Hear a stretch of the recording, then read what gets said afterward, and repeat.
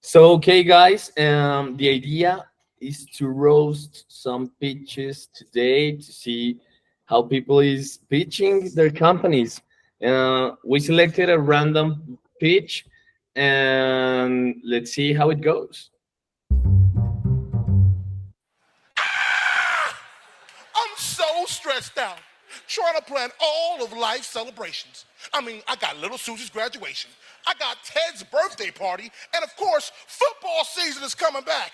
I would have planned a tailgating party for that. I wish there was one easy solution for me to order all my party supplies, just as easy as booking an Airbnb. Wait, there is. Party on Demand is your one-stop mobile party supply shop, delivering the party to you in 1 hour or less. We deliver the 3 essential ingredients you need to wow your guests and have an incredible, memorable party. We deliver food, talent, and decorations right to your door. Bam! We make it happen easily with our partnerships from Uber Eats, Grubhub, and Postmates, delivering that tantalizing food that's yummy, yummy in your tummy. In addition to that, our friends over at Amazon Prime are hooking it up with our great, crazy curated party box that's delivered to your door. Plus, we have hooked up over 1,500 incredible talents of dancers, acrobatics, and even your own personal chef from Benihana, Katachi. That's... It all starts with the box. Party on Demand has already partnered with over 35 of the world's largest companies and brands that's going to give you the cool thing. Think of Pinterest meets Etsy, delivered in your box and all exclusive right to your door. Oh man, it's going down. Our app is simple and easy to use. And with less than 5 clicks from your phone, your party is on. With over $251 billion in the licensing and rental industry, we know we're going to disrupt this marketplace because over 800,000 people celebrate their birthday in the U.S. alone every single day, not including over 500,000 people that just have a great social and celebration as well. With that, Party on Demand situates ourselves between the sweet spot of affordability and convenience. Now, our revenue model was simple. Nowhere, and I mean nowhere, can you find food, talent, and decor delivered to your door same day for the incredible price, wait for it, $299. Ow! Make it want to shake something. We're asking for $1.5 million in exchange for 15% equity. This will give us a 15-month runway and yield approximately about $7.5 million. Party on Demand was inspired by my father, who passed away from cancer. But before he did, he said, son, celebrate life more often. Whether that's your job promotion or getting an A on a test or even crossing the street, celebrate life every single day. Now you don't have to stress no more or wonder how to put on a really cool party and impress your friends. We can do it for you. I'm Big Willie G, the CEO of Party on Demand, and we're helping you, and your best friend sitting next to you to party on. So call us, and I'll see you at the party. Woo, woo, woo.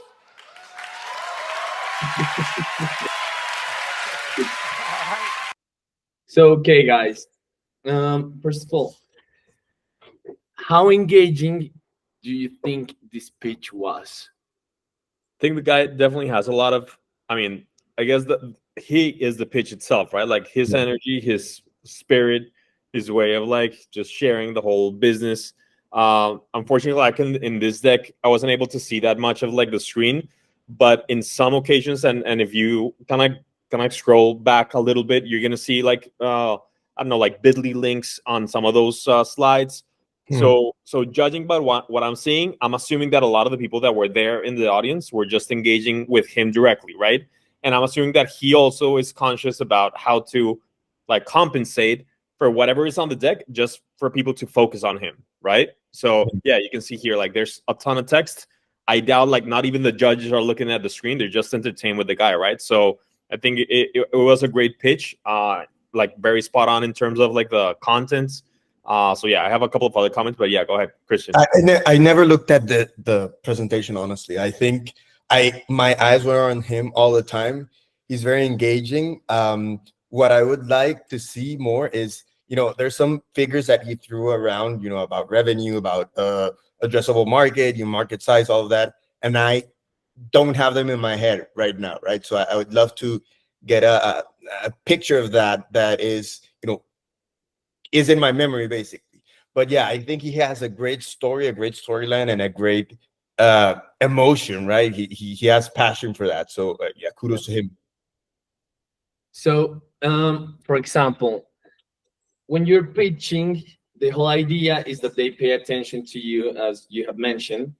But how interesting should be the deck in terms of just being consistent with what the entrepreneur is saying? Yeah. Um, I think this, for example, varies a lot on the type of industry, right? So, for example, if this guy was pitching like a healthcare product, he would obviously be able to tone it down a lot. He would like naturally the guy's an entertainer, right? Like the guy knows how to stand up there and really knows his entire pitch from beginning to end, right? So again, he is the pitch, he is the company, he is the business, and he is what he's selling. But I think if it was another industry, there has to be more like visual information that like complements whatever the founder is saying, right? Why? Because of course the tone and the messaging and the style of communication will be way more like, let's say, sober and more like natural, like more formal in a certain way. And because of that, because it's a little bit more, let's say, quote unquote, boring, or perhaps it might be more predictable, you have to use other visual cues that can wow and talk about the product more, right? And that's where like the slide deck is good. In this case, as you know, to Kristian's point, there was so much information, I guess, and you can just literally see it there. You can see, I think, in the market size slide, which was not complete, there were like a ton of like different references. Like all of that for a live pitch should just be left out. And just, for example, if he's pitching about a party, he should be showing every single party that he's done for all the other clients, right? And that way, you know, that would made it more impactful rather than just showing, you know, like 6, 8 different screenshots of the product, right? Yeah, I think if the purpose of a pitch deck, I mean, one of the main purposes is to get a meeting with an investor. I think he's doing a great job, right? Because I would like to know more. First of all, because I think it's a great idea and a great market. I mean, definitely, you know, I think I would use it, right?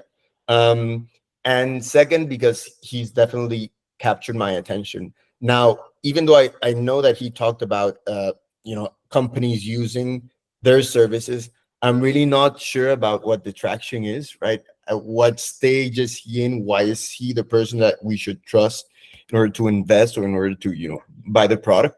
So again, I think maybe you know, a visual can help us with that information that he's not conveying directly. yeah, that was my next question, because I think that I like the enthusiasm. Of course, he's an entertainer. But how much are you keeping about the whole message that he's talking about, like with the emotion that he's presenting, and besides that, with that deck full of words? I don't know if an investor will remember everything. Maybe they just remember, okay, this was the hype guy. He was the cool guy, the funny guy. But in terms of the model and the all the information that matters when you're going to invest, do you think that investors will remember that, and that they will carry on to a second meeting with him based on the business model and, well, the actual business? For me, I think in this case, they will. Again, I think he was very engaging. He's going to be remembered, right? Which I think is a very powerful thing. And again, what's in my mind right now is I like the product. I like him. He obviously knows how to sell himself. Yeah. I have questions, and I think that's like the cue for a second meeting, right? So yeah, I think he definitely did the job. Sometimes I think, you know, as long as you're, you know, remembered, you know, we've seen many pitches where people dance on stage, sing, are interactive, stuff like that. So I think he completed his mission. Yeah. Okay, great. So in a scale of 1 to 10, what would be your number for this guy? For the pitch, like for the pitch and for the like the pitch itself of the guy, I would give him like a 9, 8, 9. For the deck itself, I would give him like a 3 or 4. Okay. Yeah, and for me it's an 8, definitely. I think for the pitch, for the deck, yeah, also definitely with the 3. I would go with the 3. Okay, guys, so let's carry on with the next pitch. Okay, let's check it out. Hi everyone, I'm Nick from Pace Invoice. we do multi-currency invoicing and local payment collections for small businesses. But I'll explain a bit more about that during my presentation. I'd like to take you back to the Hilton case study that James gave you. We improved the invoice delinquency rates by 70% and took one key learning away from that experience, that the easier you make it for your international clients to pay you, the quicker you get paid. And in a world where cash flow is king, that's gold dust. Hilton didn't become a global brand by mistake. They looked after their customer needs, and in much the same way, small businesses have to do the same. But there's a problem. Imagine the plight of a small business owner, sat at your desk, having to do things manually or managing multiple unconnected accounts and software solutions. It feels like your hands are tied, it's debilitating, and the effects can be dramatic. So dramatic, in fact, that over half of small businesses get paid late. A quarter of small businesses feel a fear of closure over cash flow issues, and 90% of money managers admit to not having a clear picture of their cash flow at any point in time. With those horror stats in mind, what small business would not want a solution that improved late payments by over 70% and improved administrative efficiencies by over 80%? That's exactly what Pace has done for Hilton, and exactly what we want to do for every small business client that we look after. During our time at Startup Bootcamp, we validated our proposition with dozens and dozens of small businesses, one of which was Smarter, an amazing high-tech digital company that had cornered a segment of the UK market and was now going global. They just landed their first contract with L'Oreal in the US. But when I met Carolyn, she had her head in her hands. They just delivered a flawless project and now faced an absolute nightmare getting paid. She had raised 2 invoices, one in sterling, which promptly got rejected, followed by a dollar invoice, which got paid by dollar check. Does anybody know how long it takes to cash a foreign currency check in the UK? Up to 3 months. So forget the fact that Smarter lost over 10% of the value of that transaction. 3 months can mean the difference between life or death for a small business. And we don't think that's right. At Pace Invoice, we believe SMEs deserve better.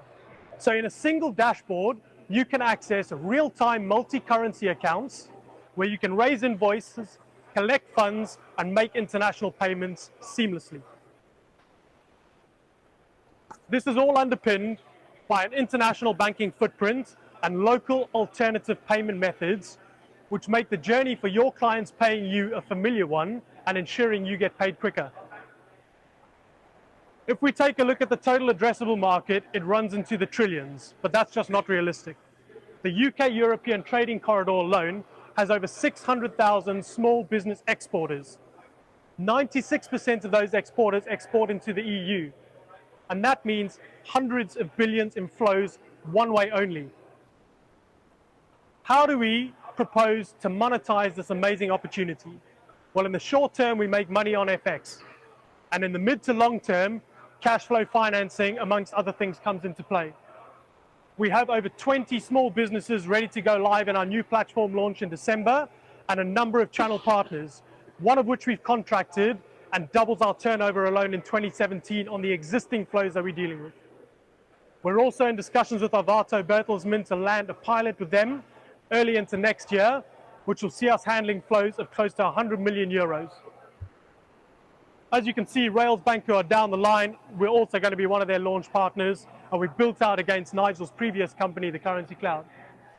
From a timing perspective, we could not be in a better position. Startup Bootcamp has given us access to all of the major banks that you see over there. We're in advanced conversations with a number of them, and we're also part of the DIT's Global Entrepreneur Program. Together, the Department for International Trade and the 5 major high street banks have signed a government charter to create 100,000 new first-time exporters by 2020, with a particular focus on digital technology. And we, ladies and gentlemen, are that digital technology. There are competitors in the market, but they either focus on FX and payments outbound, or they do collections via cloud accounting or rudimentary invoicing tools. Pace Invoices does both seamlessly. And by the way, I mentioned these as competitions. Many of them are channel partners as well. As a founding team, we have 35 years combined experience across FX and payments. We've worked together in the past. And when James met George, our awesome CTO, he had just finished building MoneyCorp's global payment system. a platform which today handles flows in excess of 15 billion pounds. So from a tech perspective, we punch way above our weight category. Behind us, we have some amazing investors and advisors, banking experts, payment specialists, fintech gurus, and technologists in their own right. And today we sit in front of you, our audience, looking for small businesses that need to get paid smarter and quicker, channel partners that want to take a solution to their clients that's going to keep them sticky, and investors who want to get involved in our fundraising in Q1 2017. If anyone's got any questions, please fire away. Thank you. Okay, interesting. So guys, what do you think about this presentation? And we also got the chance to see the whole deck. Give me your thoughts on this. Yeah, first, good points are that I'm assuming that he was the CEO, so he knew really well the entire pitch, like the storyline. I think the narrative was pretty good. There were a couple of, first, and I guess it depends because like this one was a specific 5-minute pitch, right? So always kind of like around the 3-minute mark, you're already kind of like, all right, now I got it. Now I'm already starting to try to digest what information was before. So that's why even like today, of course, it was from 2016, but I think today more pitch competitions or presentations are usually between the 2 or 3 minute mark, because beyond that, people like stop retaining information. So I think that was kind of towards the end. I was like, all right, now what other slides are they going to put? I think in terms of the deck, for example, there was this slide about the paints, and he had like, I think 5 different data points. Exactly that. I think it was that slide. Yeah, exactly. So 50%, 20%, 90%, and then 70%, 80%. So if the guy's telling me a specific order, right? But in the visual information, they're showing me everything at once. I'm trying to like really like correlate whatever he's saying with whatever is visually represented on the slide. So the best way to do that was literally just the first sentence that the guy is opening up with. If he's saying 90% of people are suffering this, just show me the 90%. And then click to another slide or click to a transition and then show me 70 versus 80%. Because otherwise, if I'm not just seeing like, just pure 5 numbers or organized, it's very hard for me to like pay attention at the same time. There's a couple of comments, but yeah, go ahead. Do you think that this is like maybe confusing just because there are random numbers? And yeah, because the guy starts talking about like the kind of on the y-axis, which is the 50, 23%, and 90%. Which is the pain, right? And then he's trying to put that in context with the gain, right? Which is, with us, with Pace, what is it? Pace Financial, I think, or Pace Invoice. They gain 80% of time or whatever it is, right?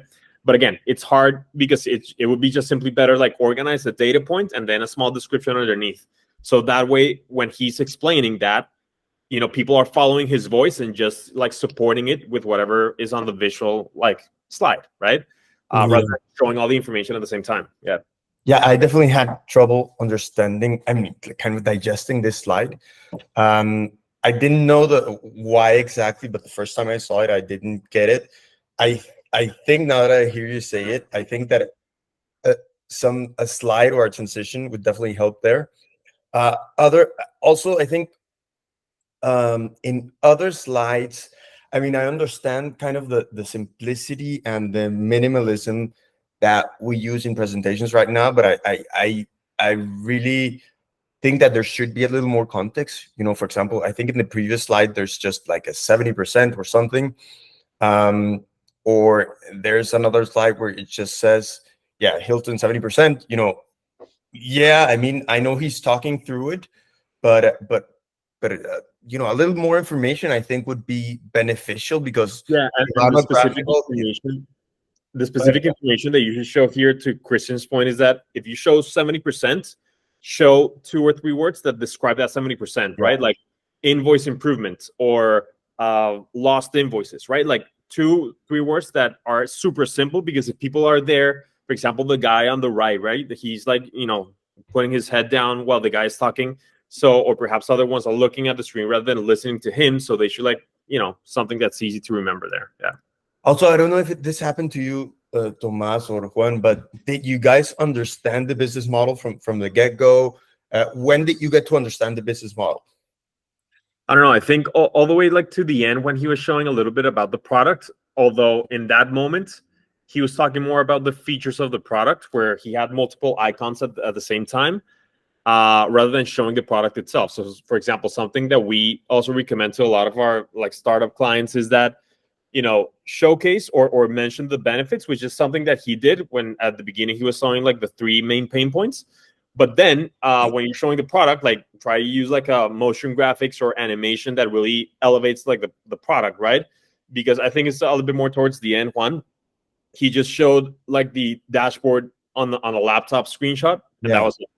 And Yeah. so it exactly right there. So it really falls short to really understanding how is it that the product works, right? And how to navigate. And I think that's precisely to your point, Kristian. Like a lot of people might not understand because he's not guiding us through what's the typical journey for a Barclays, HSBC, etc.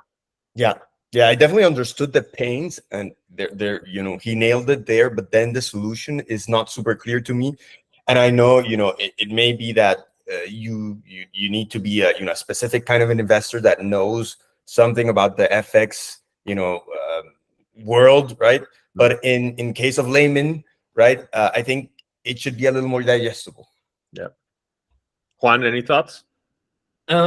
I do agree with you guys. I think that the pain points were really clear at the beginning, but yeah, for sure, like the explanation of the product, I didn't actually got it really clear until this moment. And I think also, also something that's very common, like for example here, right? They're showing all the logos, which is all our colors, right? And then in the competition slide, like in the in the 2 like planes, he's also showing a ton of other logos, which is a typical way of showcasing like competition, and like the space and everything, and people can generally quickly grab that, but it just adds more noise, right? So if you see this, every single slide has, see again, logos, logos, logos. Then here again, logos, logos. Then the competition, logos, logos, logos. So it's very hard, like to like really understand it. Rather than saying like all these logos say top 20, banks in the UK, right? I don't know. There's different ways to do that, and also like in terms of the visual itself, like the visual itself. I think it's generally, I mean, it's okay. It's very minimalistic, I think, to your point, Kristian, but I think it's also too simplistic, right? It doesn't add any flair and doesn't like add value. I mean, frankly, perhaps it might have been better just for the guy to be pitching by himself, right? Because perhaps sometimes this can just draw more confusion rather than helping the founder itself. Yeah, I did like him talking about the team, also about he showed some kind of social proof, investors and other parts of the ecosystem, and and the ask was also super clear. So one of the things that we usually recommend to the startups that we work with is to go simple, but as you have mentioned, this is way too simple. Where is the line between simplicity and just lack of communication? I think it varies on 2 like verticals, right? One of them is how can you take the brand and help like make sure that every single slide is telling a story in and of itself. So we mentioned very tactical elements, which is how they show the information. A number with a small description, the organization, if the entire information on a one slide is following kind of like a typical Z pattern, because it's the typical way that people consume and see information. And then what can you actually take out and remove noise, right? So for example, taking or using like off-the-shelf icons, which is what he did kind of on the first few slides. Again, that simply oversimplifies the idea that you as a brand are different or not. In this case, he's using typical icons for everything else, right? So I think highlighting some elements, as I mentioned, like in the product, show the product rather than just screenshots, and try to remove noise. Like if we were to ask him, like, hey, if you're gonna do a 2 to 3 minute pitch today, what are the slides that you should actually completely remove, right? And that's when he's he might be able to like really dissect that and select like the most important pieces of information. In terms of consistency, how he's using his branding to show the deck, do you think that it's accurate?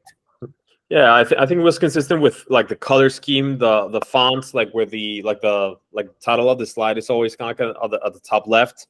So again, it's very straightforward, very simple. Which is again, if it works for them and for that industry and to understand the whole concept, that's good.